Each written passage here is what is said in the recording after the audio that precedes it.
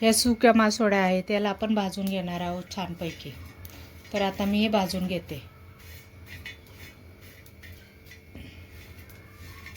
छान खरपूस भाजून घ्यायचे आहे यांना, म्हणजे याचा वसाट वास जो असतो ना तो निघून जातो.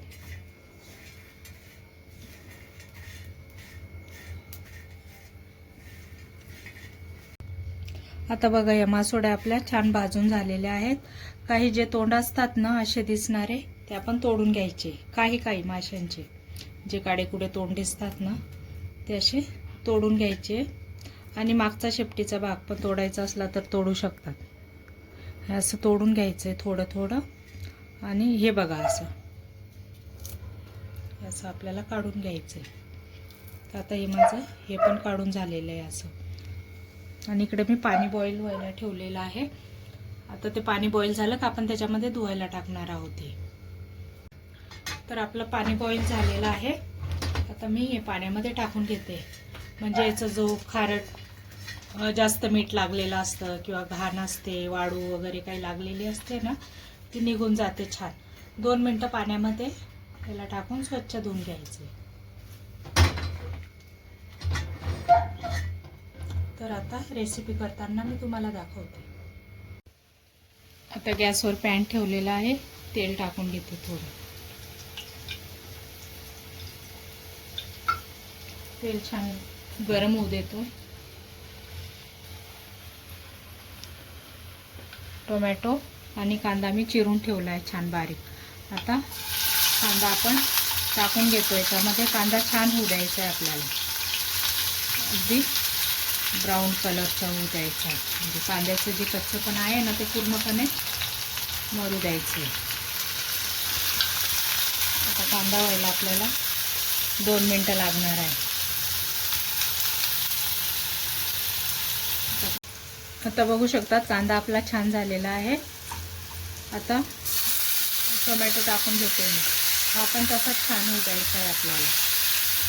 जे पाणी सुटलेलं आहे ना ते पाणी याच्यामध्ये पूर्ण ऑब्झर्व होऊ द्यायचं आहे, पाणी आटवू द्यायचं आहे. आणि थोडं सोबत मीठ पण टाकून घेते मी लगेच. थोडंसं मीठ पण टाकून घेणार आहोत आपण. मीठ जास्त टाकायचं नाही, म्हणजे ते खारट वगैरे निघू शकतात मासोळ्या. मीठ टाकून झालेलं आहे माझं. आता हे छान होऊ द्यायचं आपल्याला. तर बघा आता आपला कांदा आणि टोमॅटो छान झालेला आहे. आता हे बघा मिरची पावडर, धने पावडर, काळा गरम मसाला आहे थोडा आणि हळद.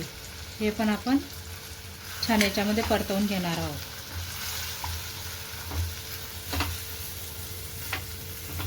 हे पण छान होऊ द्यायचं आहे आपल्याला.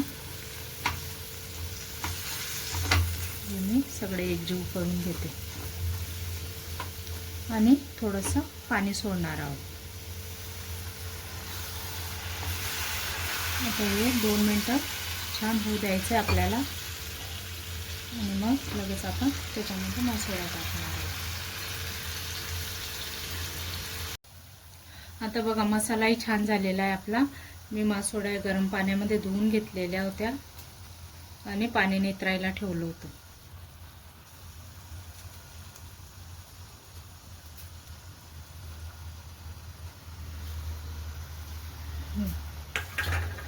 बघू शकतात आपल्या मासोळ्या किती स्वच्छ आणि पांढऱ्या शुभ्र दिसतात. आता त्यांना असं मिक्स करून घेतोय आपण. थोडं पाणी याच्यासाठी सोडायचं का त्याचा रस्सा असतो ना थोडासा, तो खायला छान लागतो. आणि थोडी कोथिंबीर टाकून घेते वरतून. एवढंच साहित्य टाकायचं आपल्याला. तुम्हाला माझी रेसिपी आवडली असेल तर तुम्ही तुमच्या घरी पण ट्राय करू शकता. एक वेळेस करून बघा, छान होते, खायला पण छान लागते. आता याला आपण 5 मिनिटं होऊ देणार आहोत झाकण ठेवून. तर बघू शकता आपल्या मासोळ्या अशा झालेल्या आहे करून. आता हे प्लेटिंग करते मी.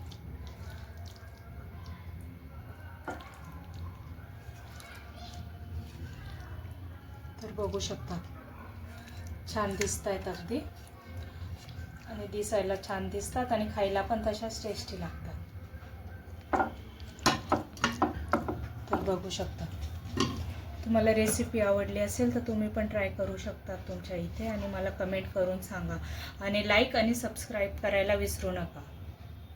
थँक्यू.